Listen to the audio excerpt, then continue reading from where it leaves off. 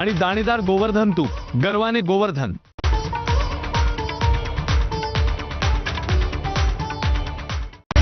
Headlines brought to you by Chitale बंधू।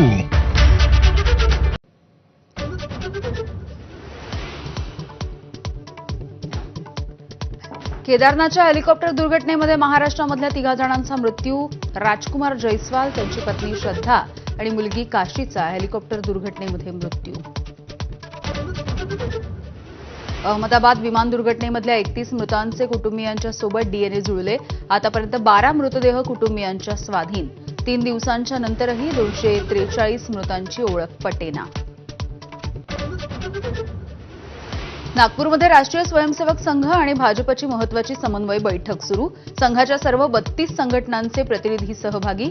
मुख्यमंत्री फडणवीस आणि गडकरींची उपस्थिती। महानगरपालिका निवडणुकीसाठी महाविकास आघाडीमधील पक्षांनी कंबर कसली। शरद पवार यांच्या राष्ट्रवादीचं मुंबईच्या घाटकोपरमध्ये शिबिर, तर ठाकरेंच्या शिवसेना शाखा प्रमुखांची शिवसेना भवनामध्ये बैठक। फडणवीस राज भेटीमधल्या चर्चेची माझ्याकडे इत्यंभूत माहिती। रोकटोकमधून संजय राऊत यांचा दावा। फडणवीस एकाच वेळी सगळ्यांना खेळवू पाहतायत। प्रत्येकजण आपल्या तालावरती नाचतो असं फडणवीसांना वाटतं, राऊतांचा निशाणा। पुण्याचा सराईत गुंड अट्टी रहीम शेखचं सोलापूर पोलिसांकडून एन्काउंटर। लांबोटीजवळच्या चकमकीमध्ये अट्टीचं एन्काउंटर। पुण्यातल्या हडपसर वानवडी कोंढव्यामधल्या 15 गुन्ह्यांमध्ये होता सहभाग।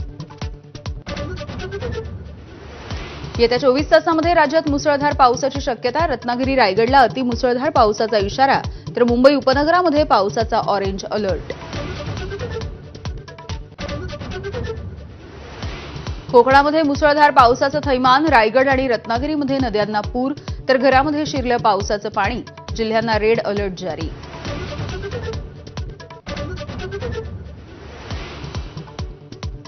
विठ्ठल भक्तांसाठी खुशखबर। पंढरपूरमध्ये आजपासून दर्शनासाठी मिळणार टोकन। तासनतास दर्शनासाठी ताटकळत राहणाऱ्यांना वेळेत दर्शन मिळणार। पंतप्रधान नरेंद्र मोदी आजपासून सायप्रस, कॅनडा आणि क्रोएशियाच्या दौऱ्यावर। ऑपरेशन सिंदूरच्या नंतर प्रथमच मोदी आणि डोनाल्ड ट्रम्प यांची कॅनडामध्ये होणार भेट। इस्रायलकडून इराणच्या आण्विक तळांना, तर इराणकडून इस्रायलच्या ऑइल डेपोवरती क्षेपणास्त्रांचा मारा। इराणकडून सुपरसॉनिक क्षेपणास्त्रांचा वापर। इस्रायलच्या हल्ल्यामध्ये 2 दिवसात इराणचे 138 लोक ठार। मृतांमध्ये 9 अणुशास्त्रज्ञ आणि 20 मिलिटरी कमांडर। इराणच्या प्रत्युत्तरामध्ये इस्रायलचे 3 नागरिकही ठार। इराणची अमेरिका, ब्रिटन आणि फ्रान्सला धमकी।